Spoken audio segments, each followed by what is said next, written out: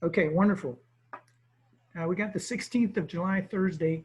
I did want to mention my office hours for the remainder of the week. I did post this in the notes yesterday. I forgot to mention it during lecture yesterday. So office hours this evening, 8 p.m. to 9 o'clock. And again, tomorrow morning, 11 a.m. to noon. Okay.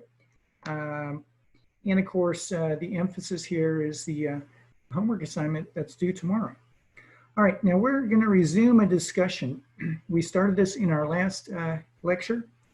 This was a very interesting analysis in a non-inertial frame. And let's take a second to look at our lecture notes from the last meeting. Okay, so this was yesterday, Wednesday. We were examining free fall. So this is an experiment where you release a particle from rest, and you'd like to know the details of the motion, including the Coriolis force. It actually has a measurable effect. Okay, so the crucial thing to understand is that this S frame, which is the non-inertial frame, it's the rotating frame, because we're doing very sensitive measurements, the S frame is what we would often call the laboratory frame. It's a reference frame attached, for example, to the walls of the building that you're in. Perhaps you're in a mine shaft, or perhaps you're in the Campanile. Again, the S frame is attached to that structure, the actual rectilinear frame of the building. And that's what we should have in mind here for the S frame. Again, it's a non-inertial frame because the Earth is slowly rotating.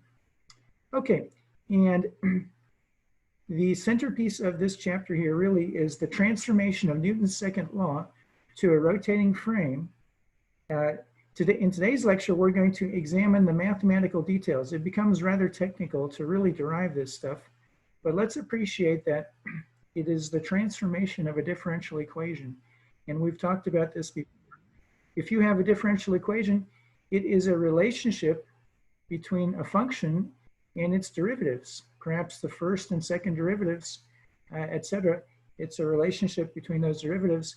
And if you change the dependent variable or the independent variable, then you have to take that statement, which was a statement about a function and its derivatives, and transform it. It's going to be a different looking statement about the new function, the new independent variables, etc. That's the general notion of transforming a differential equation.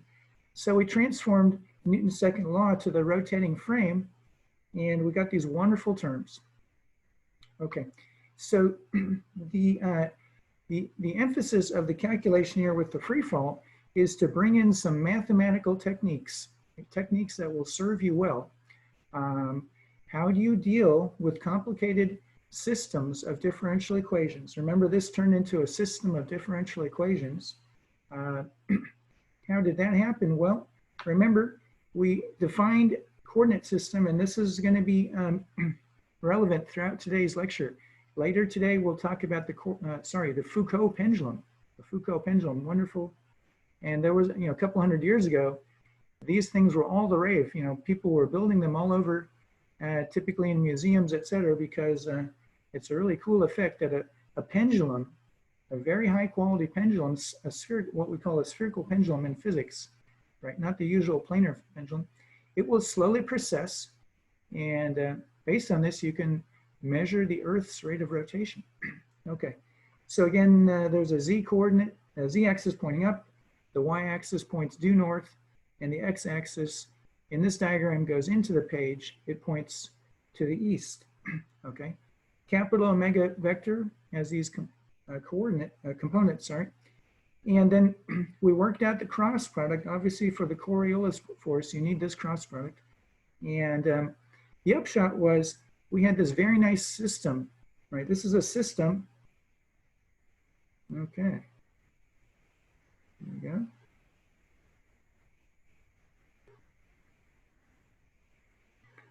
It's a system of coupled differential equations. We observed to a very good approximation, we can take this G to be a constant.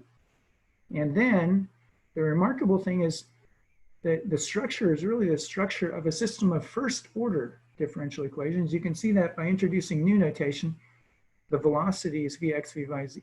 And here you have the first derivatives of the velocities. So that's the crucial thing, the structure. And again, there are various techniques to solve such a system. What we did,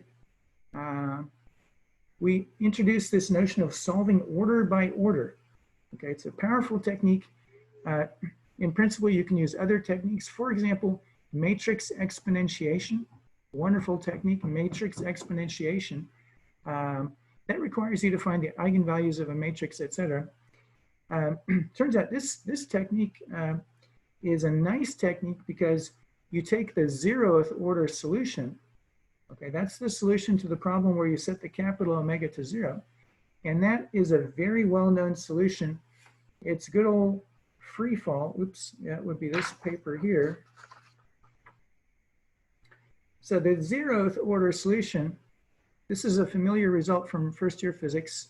The x and y coordinates simply remain 0. We're assuming you dropped it at x equals 0, y equals 0, and z equals h, some height above the origin. Okay, so the 0th order solution where we ignore the Coriolis force. This capital omega is simply absent. We recovered the familiar result, the very familiar -1/2 gt squared. Okay, so you can write that solution kind of immediately, and then the very spirit of the calculation is you take the 0th order result and you insert it here on the right. Okay, so again, these equations are taken to be the fully accurate equations. Again, there was a little asterisk. The g is not really constant, but we'll assume it to be constant. So having said that, then these become our kind of the definition of the problem to be solved, the exact equations to be solved. And to a very good approximation, we can insert the 0th order solution here on the right, and then solve for what we for x, y, and z. So that was the so-called first order solution. We got this nice result. And so let's summarize, let's see here. The summary then, here's the summary of our analysis. Okay. So what we'd like to do here is understand there's the 0th order solution, and then we would like to have some information. What's the leading order? Kind of what's the most important takeaway message about the difference between the 0th order and the exact solution? So that means we're interested in solving it up to, okay, so this solution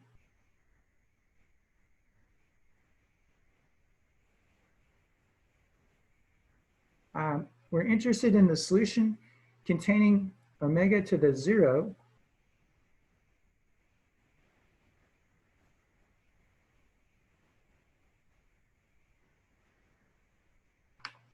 Okay. Again, the philosophy here is we'd like to have some understanding for this deflection due to the Coriolis force. Solving the exact equations would be difficult, but using this technique, we can do this approximate solution and get a very good understanding of this effect. What's kind of the leading order change? What's the departure away from this simple solution where we're not using the Coriolis force at all? And what's the leading term? So the idea is we're going to include the capital omega raised to the 0th power and the capital omega raised to the 1st power terms. Okay, so we had introduced a scheme. Remember, we introduced this series, a very powerful notion that it's a power series in capital omega. This solution is in principle a function of capital omega and lowercase t, and the functional dependence on capital omega can be explicitly written out here as a power series, okay? And we're interested in the leading behavior. So we'll simply ignore this omega squared business. We don't really care right now about that. We'd like to understand what's the first correction. The first correction, that's also known as the leading correction. What's the dominant term that distinguishes the exact solution from the approximate solution? So having said that,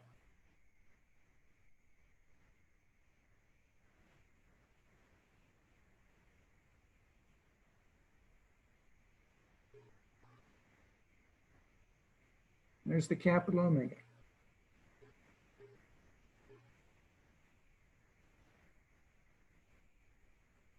Okay. This one, to first order, the y is identically 0. If you were to do this calculation to the next order, you would pick up some non-zero term here, but we're going to first order. We'd like to know the leading order correction, and this function y as a function of time. This is simply identically 0. And here's our z. Okay, so again, z of t has no explicit reference to the capital omega.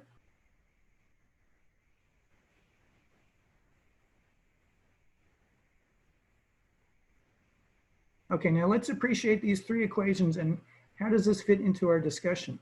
Okay, what we're saying here is these functions, this is the x coordinate as a function of time, the y coordinate as a function of time, and the z coordinate as a function of time. We have investigated these functions, including the 0th order contribution and the first order contribution. And so we've truncated, that's the word that is used here. We've truncated here everything at order omega squared and higher. We simply ignore that. And we'd like to know these results accurate to first order in omega. Okay. And the remarkable solution here is this collection of equations.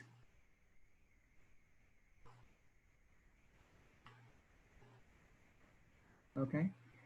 So if you analyze this problem accurate to first order in capital omega, that means we have done due diligence for both the 0th order and the first order, then this is the solution. And notice it's true for both y and z. These functions have no explicit reference to omega.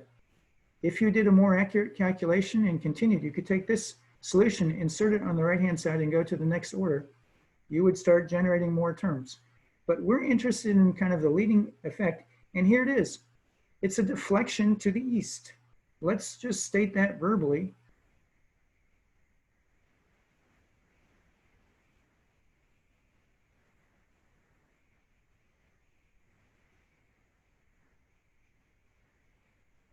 Okay, so what do you see when you do this experiment? You either you're in a mine shaft or in the campanile. You choose, you drop a particle from rest, and there's this deflection to the east, okay? Growing as the cube of the time. It's really interesting. Of course, the units work out because g is meters per second squared. This capital omega is inverse seconds. Yep, the units work out perfectly here. Seconds to the minus third and seconds to the third power. That cancels out. The meters works out perfectly. Okay, notice the interesting dependence here on theta. If you do this at the North Pole, it's going to be disappointing. This term is 0. But if you do this at the equator, the sine of theta is equal to 1. This is where you have a highly visible effect. Okay, so at the equator, let's plug in the numbers.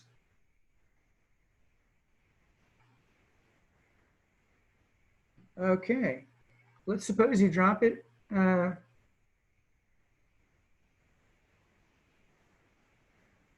nice round number, 100 meters. Again, the campanile at 94 meters, pretty close. Let's call it close enough. You could do this experiment in the campanile. Again, if you do this in the campanile, this trig function is going to be a little less than this ideal 1.0. And so here's the result. At the impact, so at the bottom,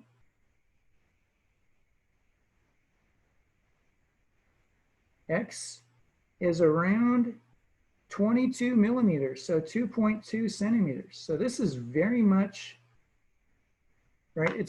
It's close to 1 inch. So close to 1 inch. You can certainly measure that. Now let's see, we got a question in the chat window. X double dot equation of first order approximation. Okay, yeah. So there's a question in the chat window regarding this X double dot. Yep.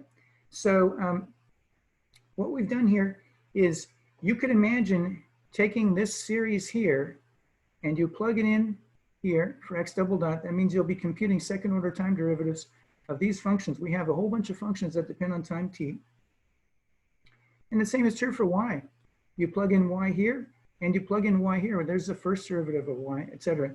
So you could imagine taking these series and inserting them everywhere, right? And then there's some bookkeeping, right?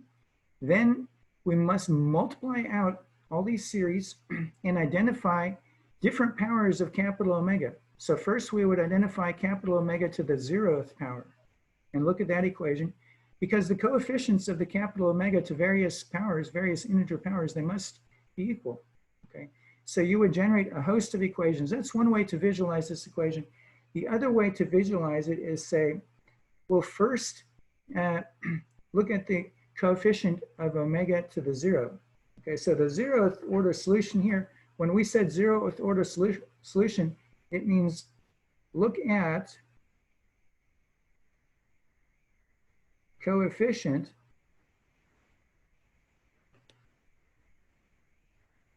that means look at everything that multiplies omega to the 0, okay? If there's an omega to the 1st power, you ignore it. If there's an omega to the 2nd power, you ignore it. So if you do that, you get a differential equation, and you can see what happens. We have a 0 here, because everything here will be omega to the 1st and higher powers. We're going to ignore that. So in that sense, we get the 0, 0. Okay, and then the z double dot, you see here we have the minus g. Otherwise, this is ignored because it's higher. So that's how you get the 0th order solution. Now for the 1st order solution, you could follow this prescription. You could multiply everything out and look at the coefficient of omega to the 1st power, okay? That's perfectly doable, okay? The alternative formulation is, you can see there's a structure here. So the idea of taking these series and inserting them into the system of coupled differential equations is perfectly valid. You can use it quite generally. You multiply everything out and identify different orders of omega.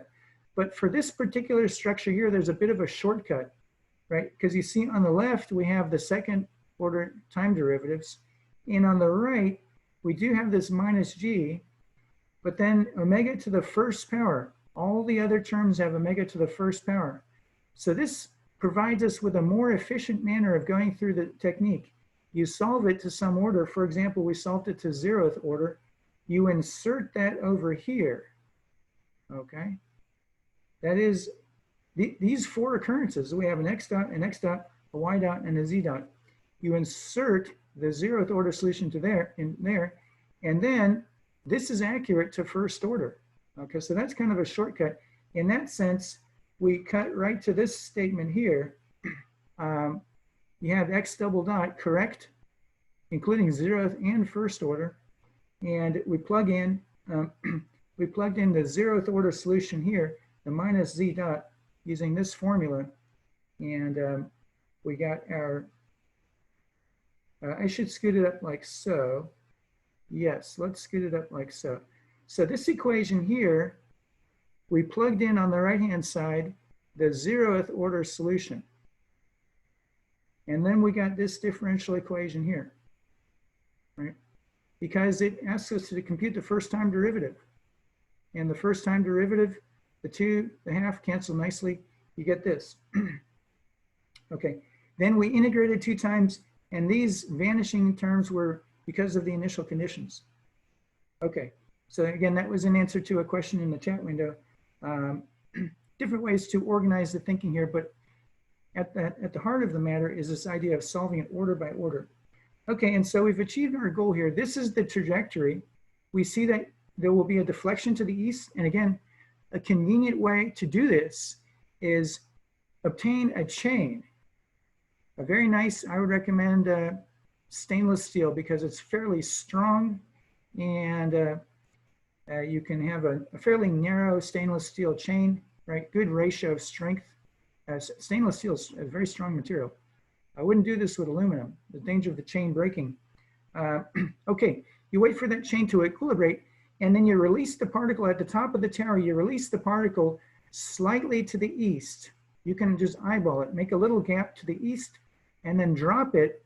And at the bottom, when it hits the floor, you'll see it hit about 1 inch to the east. Very amazing. That's the Coriolis effect. Again, a wonderful example here with the Coriolis effect. Okay, so that was one thing we wanted to do, is appreciate this technique of solving a system of differential equations order by order. In today's lecture, we're going to talk about other techniques for solving systems of equations, right? So that's really, the theme of the course. On the one hand, we have the physics. We get these wonderful differential equations. So for example, here, we got a system of differential equations. The other big part of the course is developing mathematical tools to solve those and to gain insights, okay? Of course, the new philosophy is you should also use computers. You can easily put this on a computer and solve it to very high precision. You can solve it to 16-digit accuracy, no problem, very quickly. But in doing that, you would not be rewarded with this wonderful little gem, right? You would never actually see this formula that the deflection goes as the cube of the time. You could make lots of plots, but you wouldn't have this nice formula. So the mathematical analysis, here we've extracted the leading order effect, the Coriolis effect. What's the most noticeable thing about the Coriolis force when you do this experiment, dropping a particle from rest? Well, it's this deflection to the east going as the cube of the time.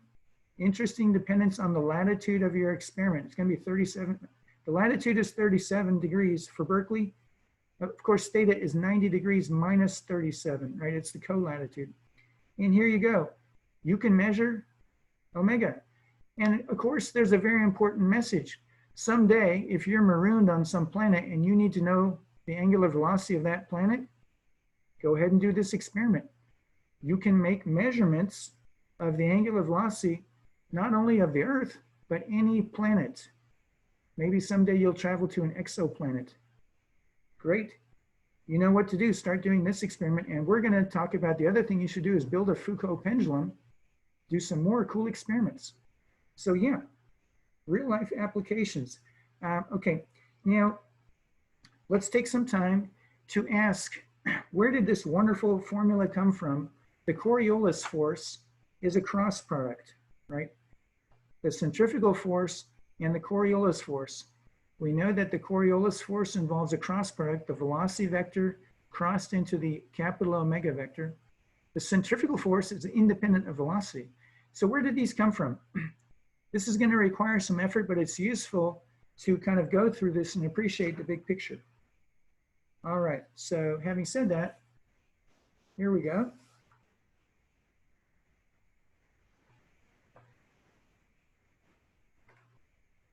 Okay. Transforming differential equations. That's what we're going to do.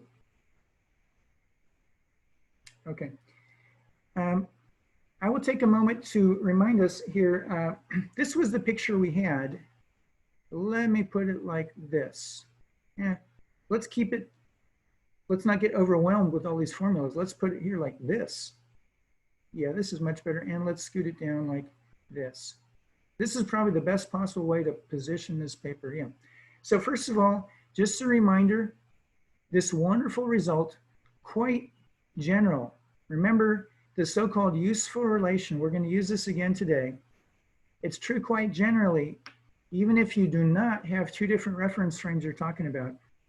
That's why the notation is so streamlined here. Anytime you have a rigid object rotating about some instantaneous axis of rotation, okay, and the picture is drawn without loss of generality, we can simply choose that omega vector to point straight up. This diagram helps us to see how the velocity vector of any particle is tangent to a circular path. That's the circular path that the particle traces out if you have omega equaling a constant. That is the case of steady uniform rotation. Okay, wonderful formula. Again, we'll use this today. So now we're in the business of doing physics in non-inertial reference frames. This was our fundamental worldview. This is the world we live in now.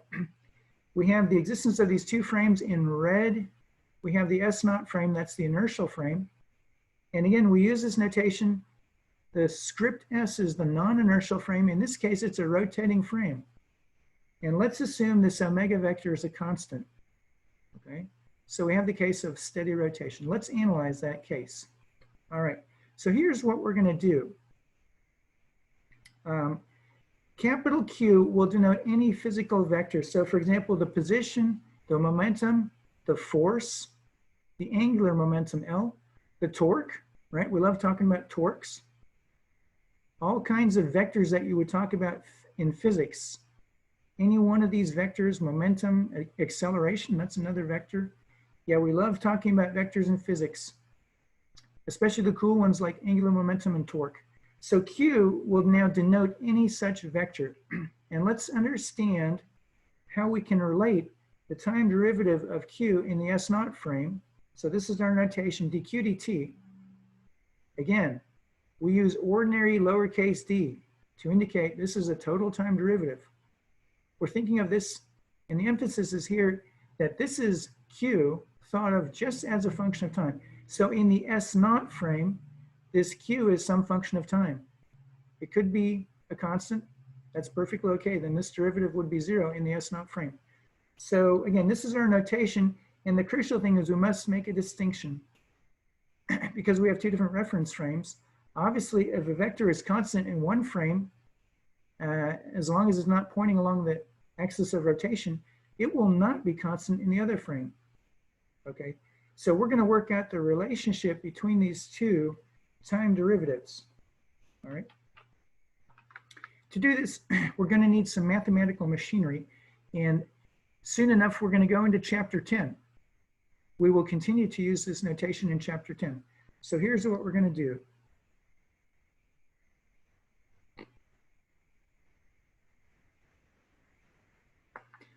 We're going to define an orthonormal basis, okay? An orthonormal basis, ONB.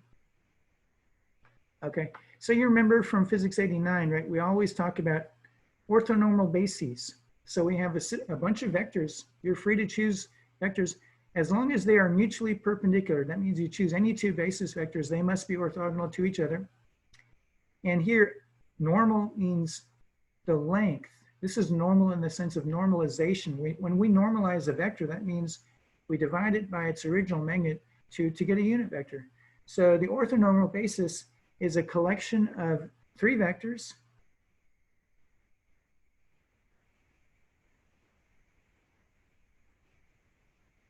Okay.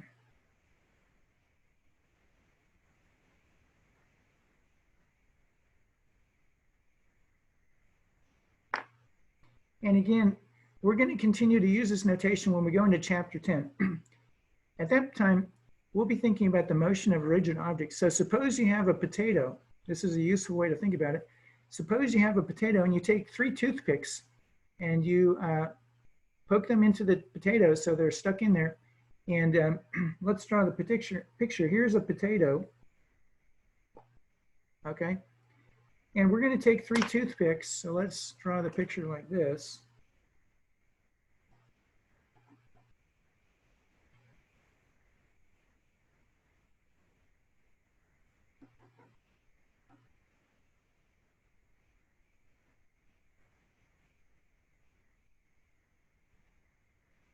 Okay, so let's emphasize.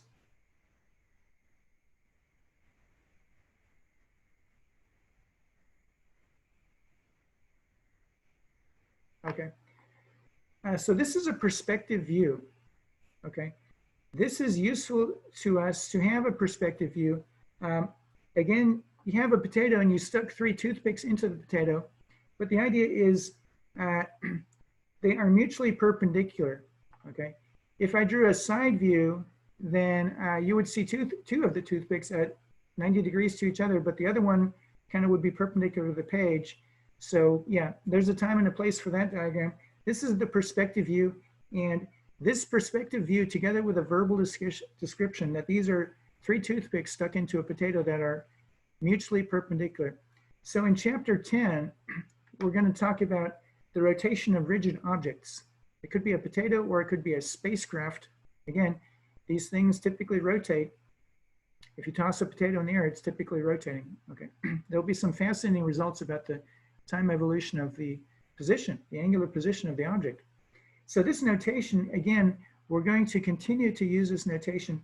These are an orthonormal basis, and so these are constant.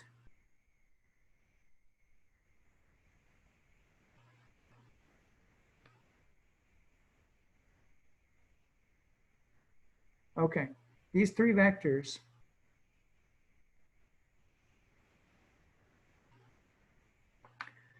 And so what does that mean? Well, if you have a scientist in the S frame, again, that could be a spaceship that's tumbling around, then the scientists working in the S frame, they would think of this as kind of a static, just like we have in the physics building, we have these nice aluminum, they're made out of, they're 1 meter long. Each of the three axes is 1 meter long. They're made out of aluminum. They have centimeter markings and they're orthogonal to each other. And it's a wonderful thing to bring into the classroom just so you can point to it. So that's what you should imagine here. You have these three perpendicular vectors and they're motionless in the S frame, okay? But remember the S frame is rotating relative to the S naught frame. So in the S naught frame, these three vectors are moving around, okay? And we can use our useful relation. Remember the quote unquote useful relation. It tells you the time derivative. So we'll figure out the time derivative of these vectors using the useful relationship. Okay, so that's the first observation. We have an orthonormal basis in the S frame. So the first thing to do, if you have a basis,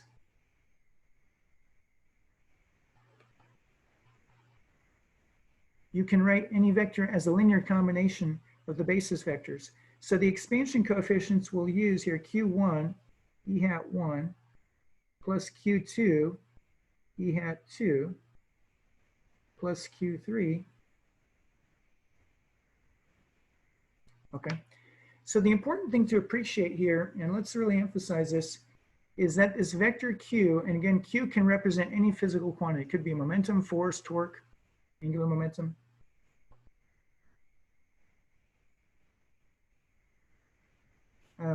We have these expansion coefficients, and different observers will agree on the values of these coefficients, okay? In the S frame, it happens that these three unit vectors are constant. That's fine. In the S naught frame, these three unit vectors are not constant. That doesn't matter. Both observers will agree on these coefficients. And the reason is these coefficients can be computed by dot products. To get Q1, you just form the dot product of Q with the E hat 1, etc. So the coefficients, again, we'll use Q sub I, and this index I goes from 1, 2, and 3. So these are the three coefficients, the QIs. And the statement that we just made is the following. The QI as observed in the S frame is equal to the QI in the S naught frame. Another way to say this, it's the rotational invariance of the dot product. Let's write that down. The rotational invariance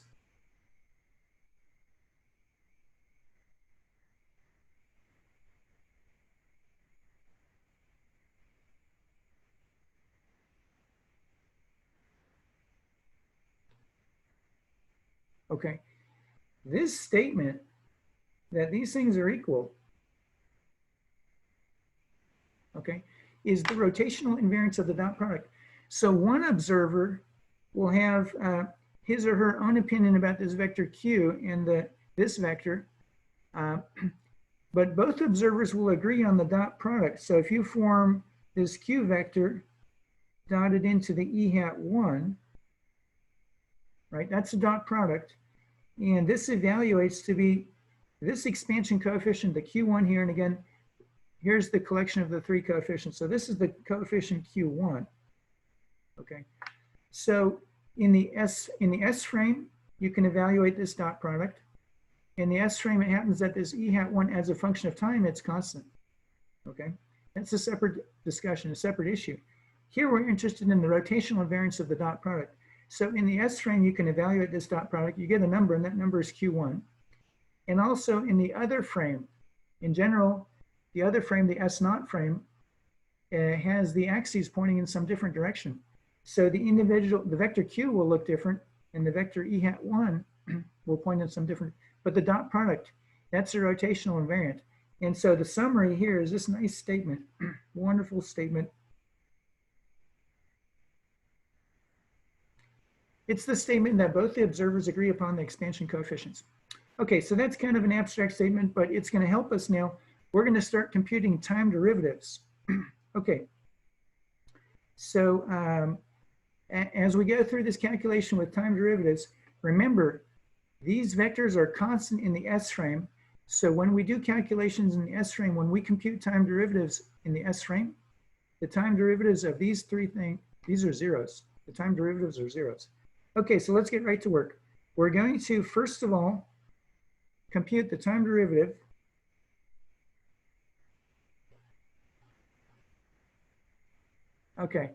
the time derivative of the Q vector, and we must indicate which frame.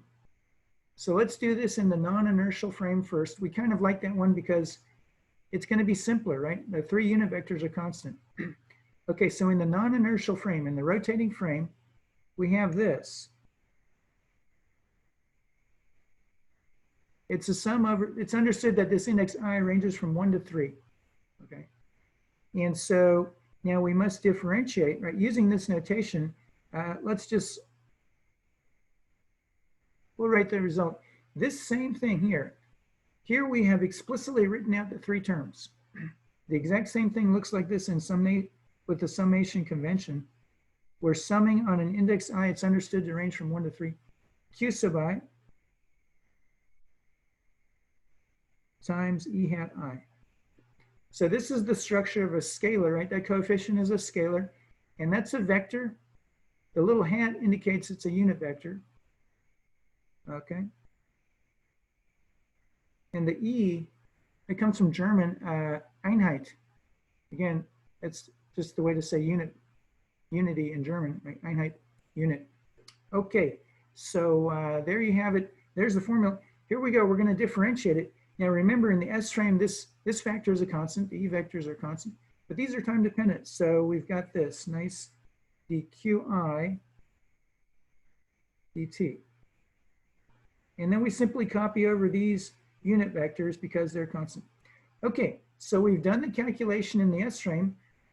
Let's ask the question, what happens in the original, kind of the laboratory frame, the the inertial frame, dq? What's this time derivative in the inertial frame? So we'll put an S naught. Okay, there you have it. There's the S naught. Now in the S naught frame, you have time dependence here. The coefficients in general are time dependent, and furthermore, these unit vectors are time dependent. And we're going to use the useful relation to tell us about the time dependence. But first, let's simply treat this as a product of 2 things, and they both have time dependence. So you know what happens when you differentiate the product of 2 functions, you get 2 terms. That's coming to us from the product rule. So we have the sum on I, okay, and there are these 2 terms. First, very similar to what we had here. We differentiate. Again, we'll use the same notation because the coefficients are the same in both frames. So here we can simply use the qi. Everyone agrees. We do have global agreement here on this one. Here's the E hat I. And then the product rule tells us there's going to be another factor, qi. And now we must compute the time derivative.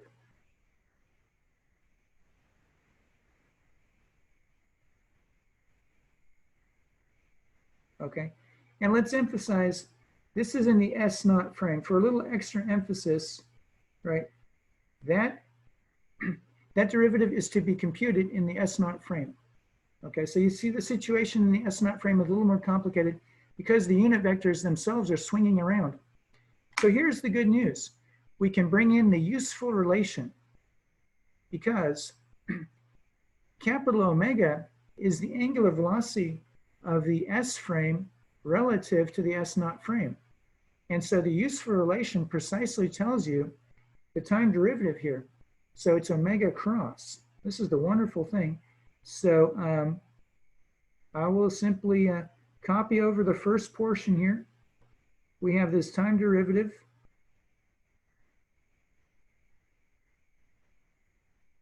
Okay, and we have this is multiplication by a scalar. Now, we must grapple with the question, what's the time derivative of this unit vector? Well, according to the useful relation, it's capital omega, right? That's the angular velocity of that unit vector relative to the laboratory frame.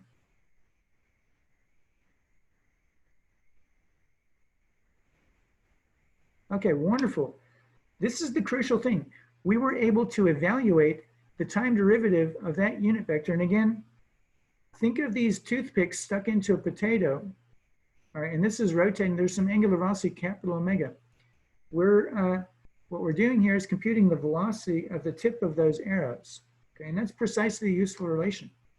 Okay, now let's see, there's a question in the chat window. Let me get this question in the chat window. Is the S0 frame the inertial frame? Yep, great question. Let's just emphasize here. It's always good to do a quick check on that. Yeah, the S0 frame is the inertial frame, and the S frame is the rotating frame. And that's true kind of throughout chapter 9. We use this notation. The S frame is the non-inertial frame. So in this case, it's a rotating frame. Okay, great. So we got that. Now, something wonderful happens here. The cross product operation, as you know, there are various indices to worry about, but ultimately it is reduced. It can be distilled to a number of ordinary multiplications. Another way to say it is the cross product is linear. And so if you have a sum on I here, like so, we can rewrite this. Okay, let's put this like so. Okay, so I'm going to copy over the first term. We have a sum.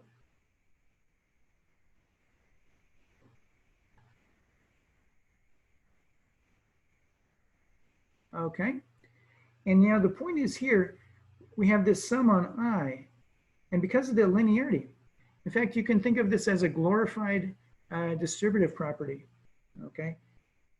The sum on I here becomes, and for emphasis, I'll put the parentheses like so. It's useful to put these parentheses. For this line in the calculation, the summation occurs here. We're adding up these terms. There are 3 terms here, we add them up, okay? Now over here, the sum, you see we recover precisely this statement here. The Q vector is the sum of 3 terms, a coefficient and a unit vector, and that's what we have here.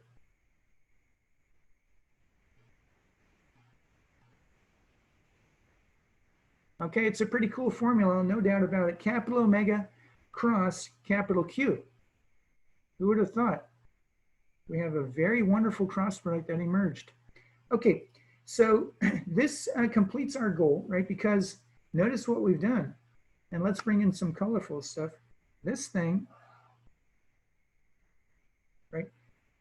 This first term, the sum, it has 3 terms. You got a time derivative of a coefficient and you have a unit vector. That's precisely what we discovered earlier.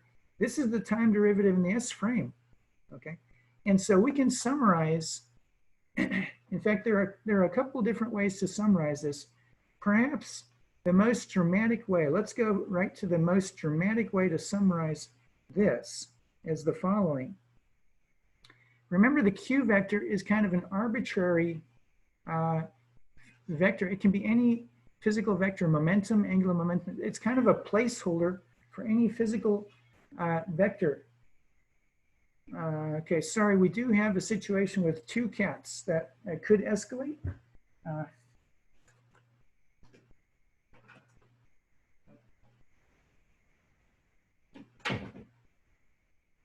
Okay, yeah, what happened there is the more vicious cat left the room and the harmless, friendly cat is now inside the room. So it's definitely a win-win situation for everyone here. Here's the dramatic way to summarize this, okay? Let us write it like this. And this is really cool. We're going to speak the language of operators here. It is, in fact, it's the DDT operator itself. We wish to focus on this matter here. The DDT operator in the S0 frame is equal to the DDT operator in the S frame plus omega cross. Okay, it's a funny looking equation. Ordinarily, if you have a cross product, you would write a second factor. Not today. We're simply going to put a box around this. So this is the really cool way to summarize our calculation. Okay, notice what we've done. This equation here is written in the language of operators. That means it really doesn't make sense until you operate on something. For example, if you operate on capital Q, then you have the time derivative of capital Q in the S naught frame, that's this thing, equaling the time derivative of Q in the S frame, that's this thing, plus omega cross Q. Okay, so the idea is you take this equation, it acts from the left. Let's record that here.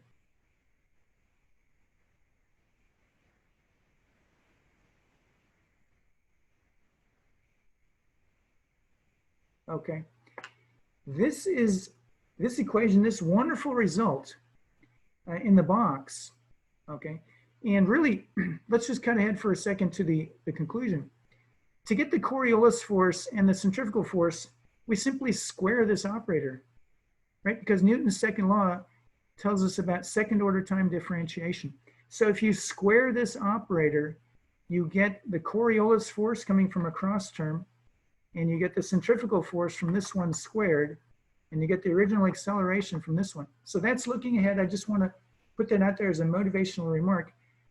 At the moment, we want to really appreciate the structure here. That this equation that we have in the box, it's rather abstract, but it is the relationship between the time differentiation operator. It's understood you're going to act on a vector. The time differentiation operator in the S naught frame. Here's the time differentiation operator in the S frame. And the two are related by this operator here. Again, it looks funny, but the notion of omega cross, this is an operator, meaning if you provide a vector for it to operate on, then you get a vector. And that's true for all three terms here. If you provide a capital Q vector, this operator acting from the left is time differentiation. It gives you a new vector. This operator acting on the left, time differentiation in the S frame, gives you a new vector. And this acting on the left would be omega cross your vector Q. Again, that gives you a new vector.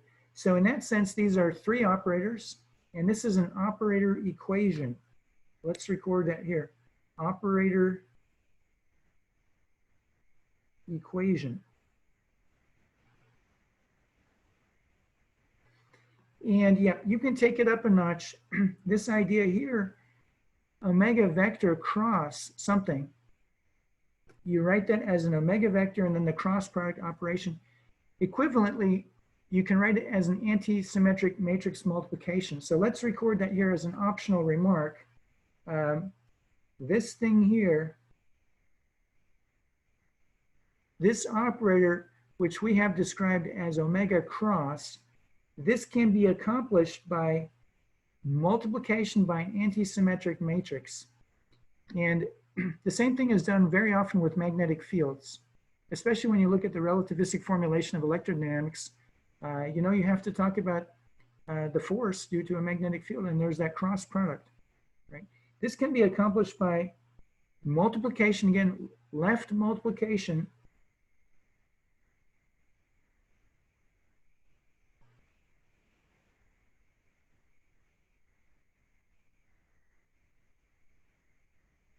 by an anti-symmetric matrix.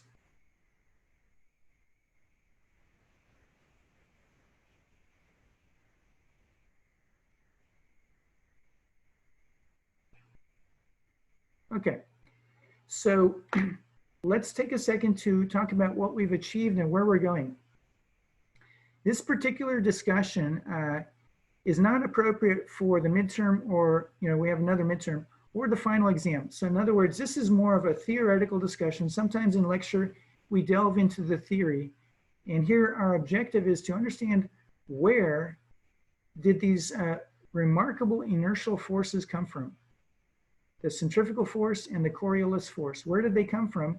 Well, the answer is if you square this operator, giving you second order time differentiation, that's our ultimate goal, to understand Newton's second law, then you would square this stuff on the right-hand side.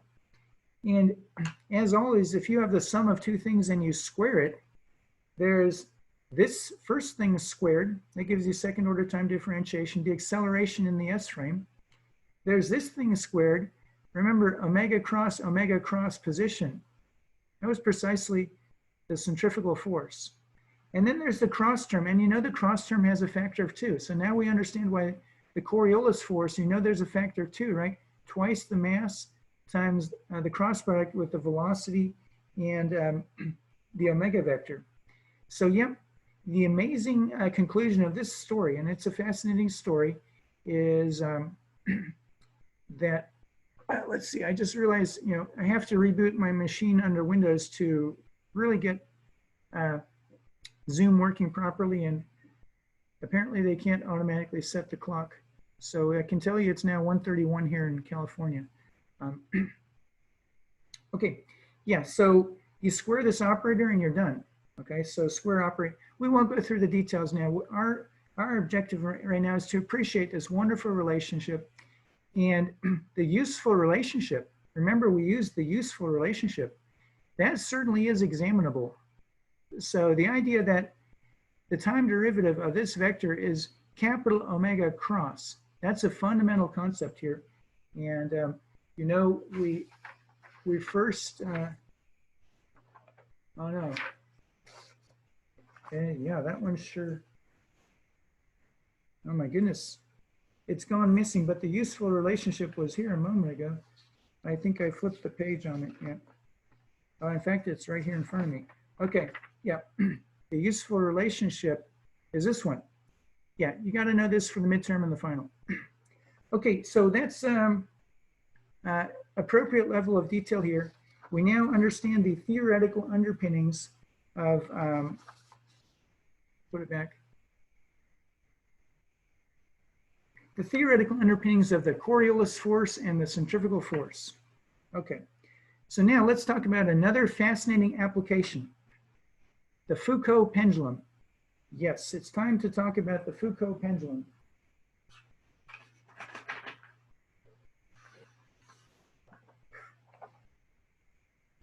Okay, so as we talk about the Foucault pendulum, again, we're going to use the Coriolis force to set up some differential equations.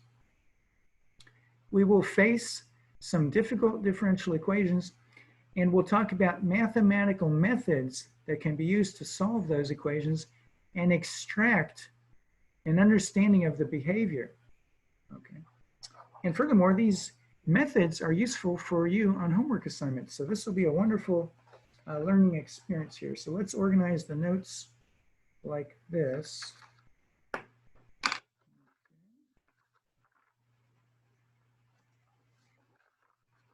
Yep, the Foucault pendulum. Again, that's French. So here we go with the Foucault pendulum.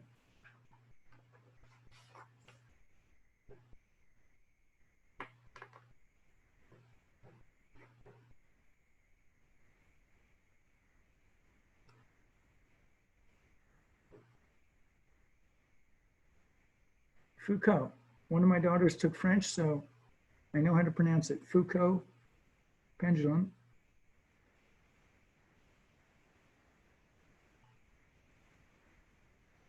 Okay, again, this relates to a homework problem. We recently talked about the spherical pendulum.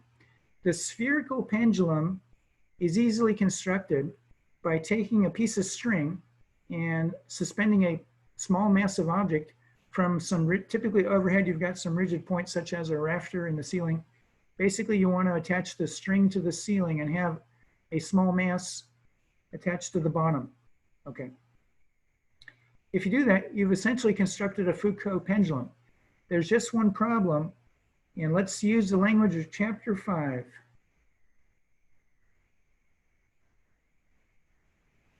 We need high Q.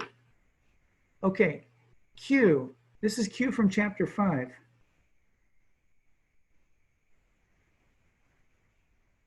Okay.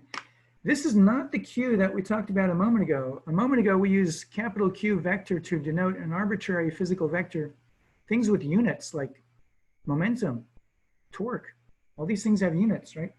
Remember in chapter 5, Q was dimensionless. It was a pure number. And I told you about some of the researchers I worked with at LBL. You remember extraordinary values for Q, like 20 billion, 2 times 10 to the 10th. They've constructed electromagnetic oscillators with a Q of 2 times 10 to the 10th. If you built a pendulum with that same Q and set it swinging, then check back 400 years later, and the amplitude will be down by a factor of 2. So that's a really good pendulum. High Q means very low fractional loss in energy. Every time the pendulum swings back and forth, it loses a little energy, but an extraordinarily small fraction of the total energy. So high Q means very low loss. So if you go to a typical museum and they have a Foucault pendulum, typically it's some sort of steel cable. You don't want something like if you used rope. That would be a bad choice because when the rope flexes back and forth, there's some frictional loss within the fibers of the rope. And also there's air resistance, so you want a very narrow steel cable. They use something similar to a bowling ball, okay? It's got to be massive. It's got to have a smooth surface, again, to reduce the air friction. So you want to build a pretty good pendulum, but all we really ask is that it's a spherical pendulum with high Q. And then just set it swinging. Displace it and release it from rest. It starts to swing back and forth, but if you check back an hour later, you'll see the plane of the pendulum has rotated. Check back many hours later, it's only too clear. Something's going on there. The plane of the pendulum is rotating. We're going to compute the rate of rotation of the plane of the pendulum. Okay, so let's draw the setup, and there are some notational issues to talk about here. Okay, so for the Foucault pendulum, again, we're assuming high Q, otherwise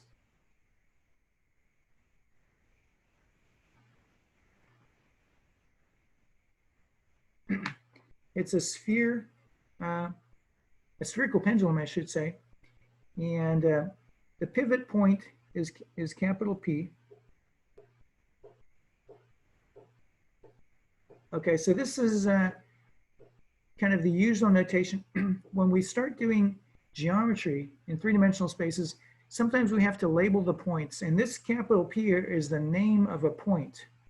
So there are no dimensions. It's simply like in computer science, you would say it's a string. It's an ASCII string. It's just the name of the point. All right, so here's the situation.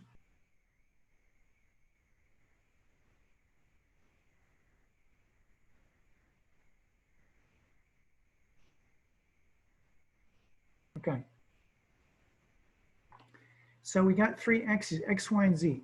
These 3 axes, once again, you should think of a laboratory somewhere on Earth. We got the Z axis.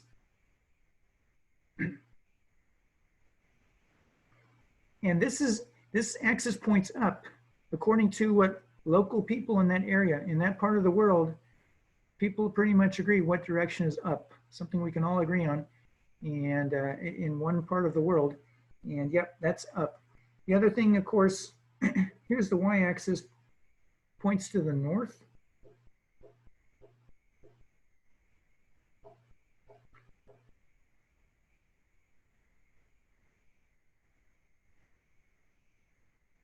Okay, so this is important that we be clear on our coordinate system, right? And again, we did a very illuminating calculation where we looked at the experiment where you drop a particle, drop it from rest, we have free fall, and we looked at the ramifications of the Coriolis force. What are the implications? What are the outcomes? What happens due to the Coriolis force? So this problem is different in that we have a spherical pendulum. There's the pivot point P, okay? And again, it's called a spherical pendulum because you have this cable. It's recommended to use some sort of steel cable, fairly narrow. I would go with a stainless, once again, cable. Length of the cable is L. Okay, so here we go.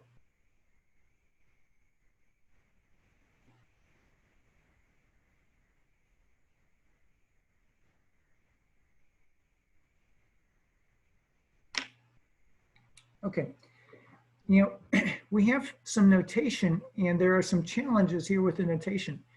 But if we go through this and talk about all the challenges and all of the possible confusing things here, there are some possibly confusing things here, we will emerge stronger, right? Because we will have grappled with some complicated things. So here's this mass M. Now the tension in the cable, okay, let's draw a picture here. And you know from your first year physics course,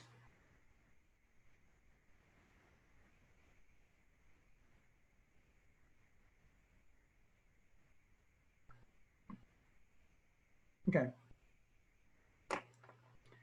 If you have a tension in a cable, the result is there's a force on both ends. And right now we're really interested in this particle M. So there's a force on this particle, okay, due to the tension. The tension itself is a scalar, but there's a force on the particle that has a direction. And so the direction of this force, which I use the red ink for this force, it points back up here. So this is our vector t.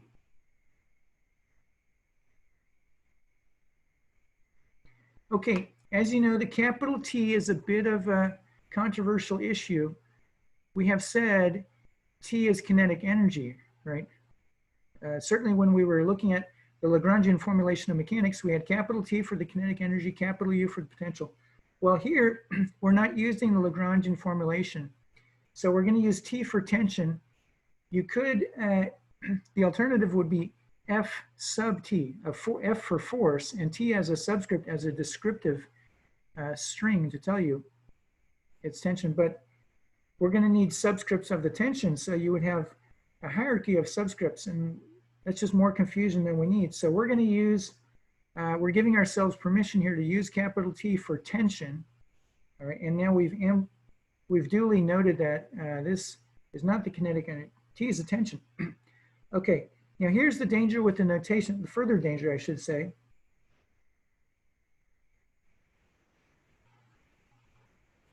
This vector, again, the T vector is the force vector acting on this particle M due to the tension in this string. We're going to write it as a vector sum of three vectors. Okay, so Tx vector, Ty,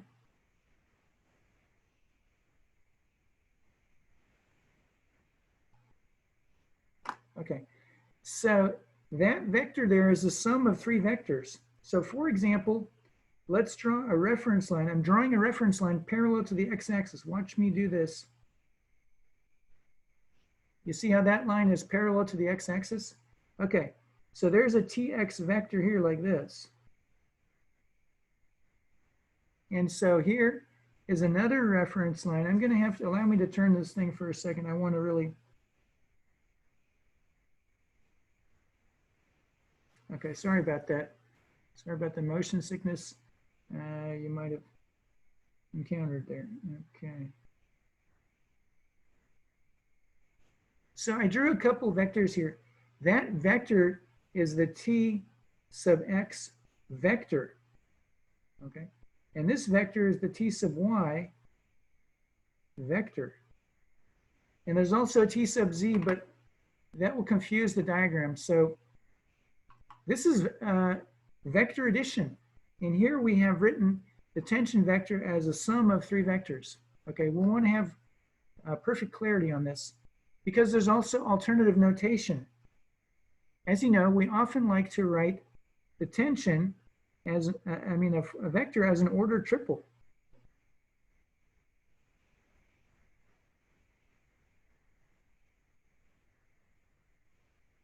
Okay, so here's where we need to have a little talk. Let's talk about the notation.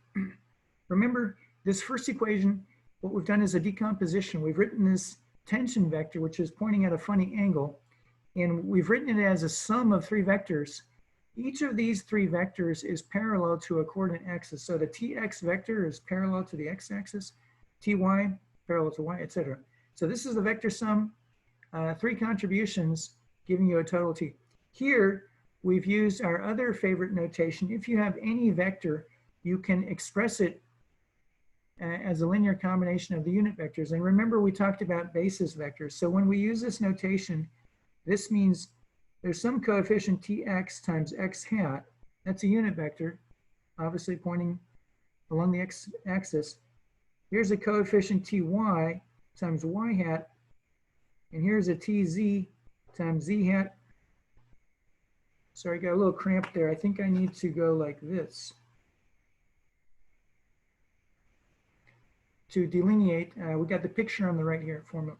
Okay, the crucial thing is the danger of a clash in notation. We have this very general convention. If you have a vector and you draw it like so with the arrow, then our convention is that the magnitude of that vector is the same symbol without the arrow. Well, now there's a clash here. That would work half the time, so to speak. Whenever this tx is positive, we would have agreement with that convention. But this component can be positive or negative. So let me emphasize, these components can be positive or negative.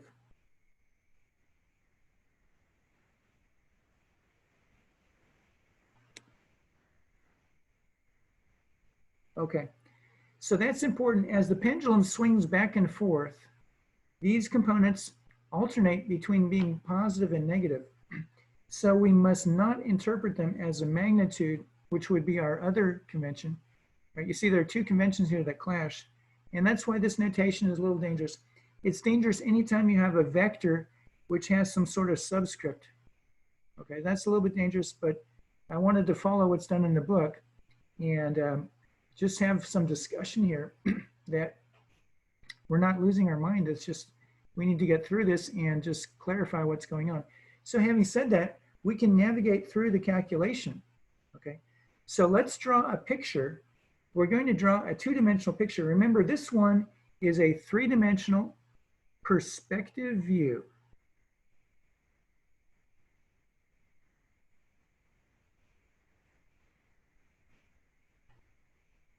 It's important to be clear on the diagram. That's a perspective view. Let's draw a two-dimensional picture which will help us to meet with success here. We're going to draw the plane, and you know how vectors, if you have two vectors, they span a plane. They define a plane unless they're parallel. Let's talk about the plane. So here's another picture. Okay, so this picture is a two-dimensional plane. Wonderful, because we have a two-dimensional piece of paper. This will be a very faithful picture. This is the plane spanned, right? That's a term from algebra. The plane spanned by the tension force vector and Tx. Okay, so you see there's the tension vector, there's the Tx vector. Those two vectors exist in this three-dimensional world. The tension vector points in a funny direction. It kind of, as intended in this picture, let me drop down a reference line here. So there's the mass m. It's above the xy plane. So this picture shows you a particle of mass m. It has a positive z component. And this construction here, where you drop a reference line straight down into the xy plane, this is the usual construction for Cartesian coordinates. Maybe I should tilt the paper. I feel I didn't draw that too well. But this value here is the y value, right? And so the length of this edge is y, and this here is the x value. So the length of that edge there is x. Okay, so let me emphasize that this length is x. I've drawn this for the case where x and y are positive, and this length, the length of this edge is y. And when I drew that there, the tick mark there on the axis, that's the y value. And of course, the tick mark here is x. Okay, perhaps a little funny looking, but that's the situation. And of course, the length of this component here, that's z. Okay, so let's draw a picture for the plane spanned by these two vectors. And here's the picture. Okay, we have our pivot point P. And we're going to draw a right triangle.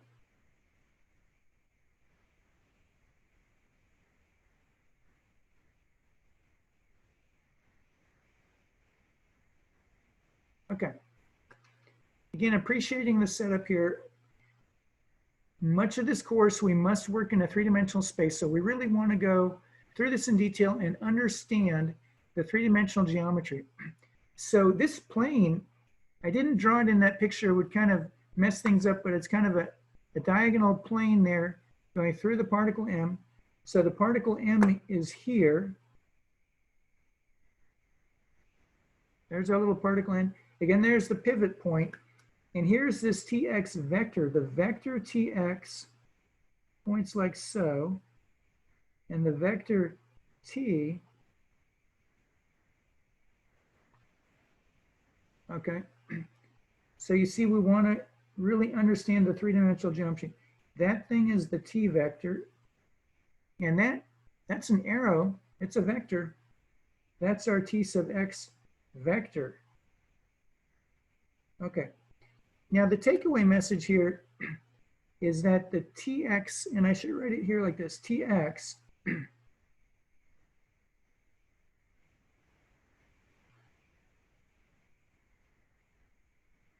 okay, so this is the fundamental equation we want to understand. All right, and let's appreciate a few things. This Tx here, this is the component. It can be positive or negative.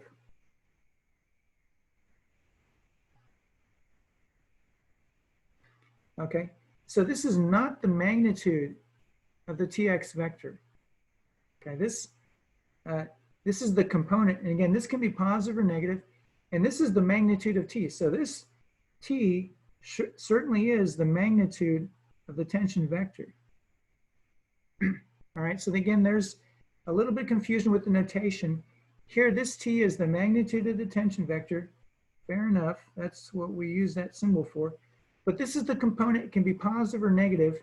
And to get the sign right, it's useful to draw a picture. So we drew a picture here where X was positive, right? This is the positive X axis.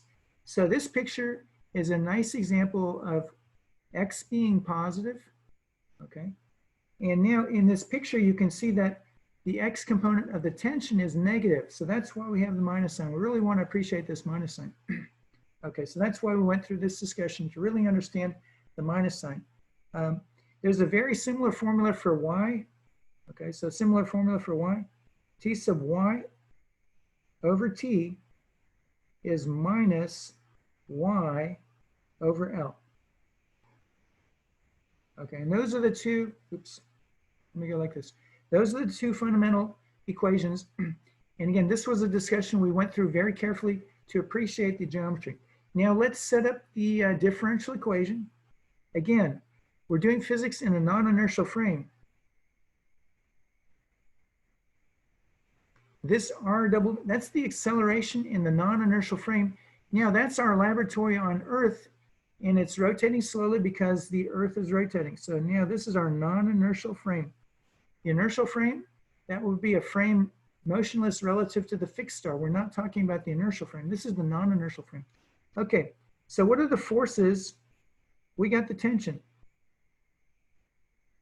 Okay, we've got mg naught, the gravitational pull due to the Earth. We've got the centrifugal force, and we got the Coriolis force. Okay, this is our fundamental main result, basically from chapter 9 for the case of rotation. These two are real forces. The tension is a real force, ultimately electrical in nature. You have to understand how the matter is composed of electrons and protons and neutrons, etc. And here's the gravitational pull due to the Earth. Those are real forces. The centrifugal force is here. And we know that you can actually lump these two together. We lump them together, and that's what we call mg, because the centrifugal force has no velocity dependence. Okay, so there's the Coriolis force, and we know that's going to be a cross product. Now, looking at the clock, we're going to have to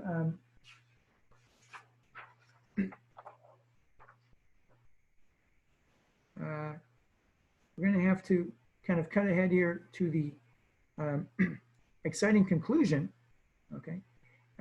If we use an angle beta for the angle between the pendulum and the vertical, so sorry about that, let's put this angle beta here. Okay, so that's a lowercase Greek beta, the angle beta.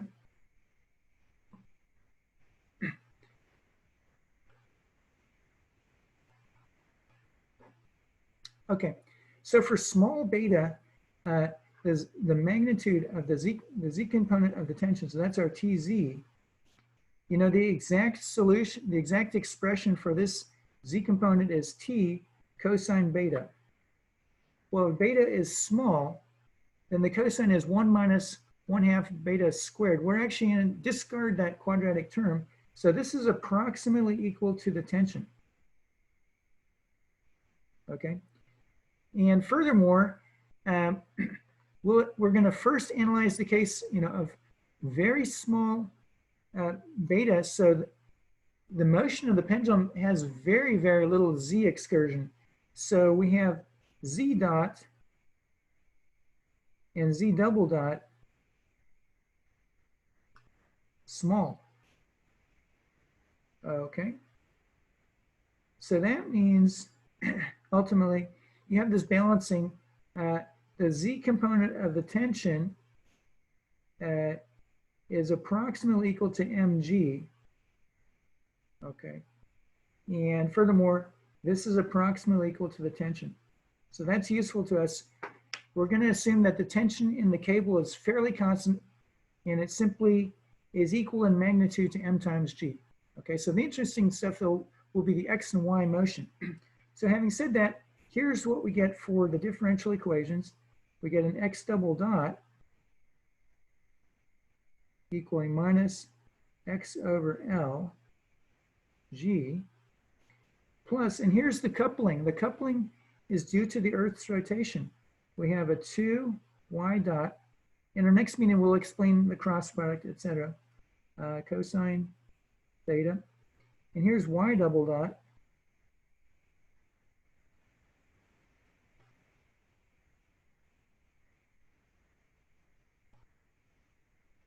And there's an important minus sign here. That was plus, and this one's minus. Again, that comes from a cross product.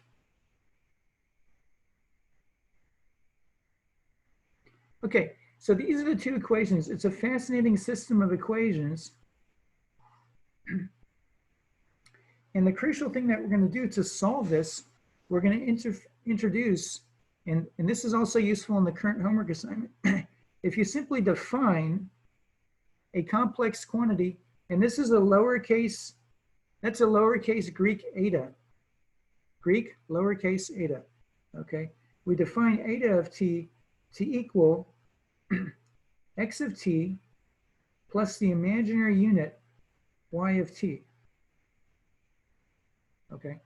With this definition, something wonderful happens here. The fact that you have a plus sign here and a minus sign here means that these two equations become a single equation where you have this eta double dot plus 2, the twice, this multiplication by the imaginary unit, you know, that's a rotation in the complex plane by 90 degrees. Eta dot plus omega naught squared. So again, chapter 5 is a wonderful resource here on how you solve this, and we will use the methods from chapter 5. Okay, so in our next meeting, of course, we'll go into some more detail, but we want to appreciate this structure. And again, this concept here is useful on the homework. If you have a system of two differential equations, these are coupled. Notice if omega is 0, then they decouple. If omega is 0, then we simply cross out these terms, and you see this is the familiar simple harmonic oscillator equation. That's what you have. If beta is small, the pendulum becomes a simple harmonic oscillator, right? That's what we have here. However, the interesting thing now with the Coriolis force, we have the velocity here, and it has a structure similar to a magnetic field problem. Again, that's cross product of the velocity with the omega vector. Okay, so again, it's a wonderful story, and our skills that we used in chapter 5, remember they will always serve us well. Skills like this and the ability now to solve this differential equation, even though it's complex, right? We complexified the problem. Those fundamental mathematical techniques from chapter 5 will enable us to solve this. Okay, so that brings us to the end of the hour. I'm going to stop the recording and then I'll stay here for questions. So I click on stop